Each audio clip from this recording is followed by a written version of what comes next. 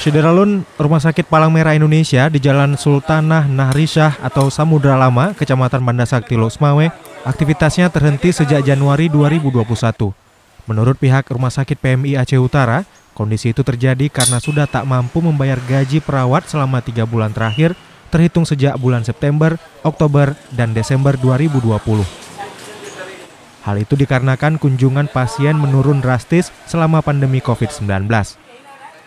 Direktur PT Pegat Konstruksi, Abdullah, sebagai rekanan melakukan penyegelan di bagian pintu instalasi gawat darurat. Langkah tersebut terpaksa dilakukan karena berbagai upaya agar dana tersebut dicairkan menemui jalan buntu.